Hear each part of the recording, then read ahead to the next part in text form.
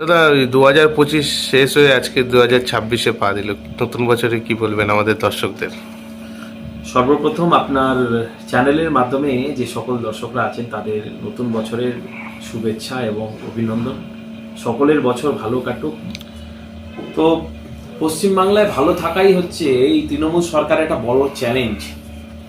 কারণ বাংলাদেশ বলুন এবং বর্তমানে রাজ্য সরকারের অবস্থা বলুন, একদিকে ইউনূসের সরকার বাঙালিরা মার খাচ্ছে, হত্যা হচ্ছে, সনাতনীদের হত্যা হচ্ছে, একইভাবে পশ্চিমবাংলাতেও বাঙালি হিন্দুদের হত্যা হচ্ছে, সনাতনীদের হত্যা হচ্ছে। এমন পরিস্থিতিতে বাঙালি হিন্দু এবং সকল বাংলাভাষী ভালো থাকুক, এটাই আমরা চাই, এটাই আমরা কামনা করি। বড় মায়ের কাছে এই কামনা নিয়েই সকলের বছর খুব ভালো কাটুক, এটাই কামনা করি। নতুন বছরের আগে দেখা গেল বঙ্গে অমিত শাহজি তিনি কিন্তু এসছে, সেক্ষেত্রে মানে নতুন কি জল্পনা রয়েছে? সামনেই তো নির্বাচন।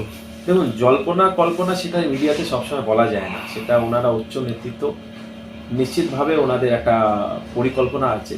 অমিত শাহজি এখন ভারতীয় জনতা পার্টির শীর্ষ নেতৃত্ব এবং ওনার বৈঠকে তৃণমূল কংগ্রেসের অবস্থা খুব খারাপ, ভয় পেয়ে গেছে এখন থেকেই যে অমিত শাহজি এসছেন।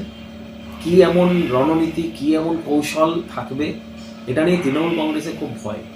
তবে আমি মাননীয় মুখ্যমন্ত্রীকে এবং ভাইপোকে বলবো, একদম শেষ বছর আপনাদের শাসনে, খুব তাড়াতাড়ি আপনি প্রাক্তন মুখ্যমন্ত্রী হতে চলেছেন এবং মাননীয় ভাইপোর শেষ ঠিকানা এরপরে জেল হতে চলেছে। তো আশা করি আপনারা, বাংলার মানুষ যেভাবে আপনাদের বিতাড়িত করবে, এই বাংলা আবার পবিত্র এবং এক নতুন সোনার বাংলা গঠন হতে চলেছে। আচ্ছা।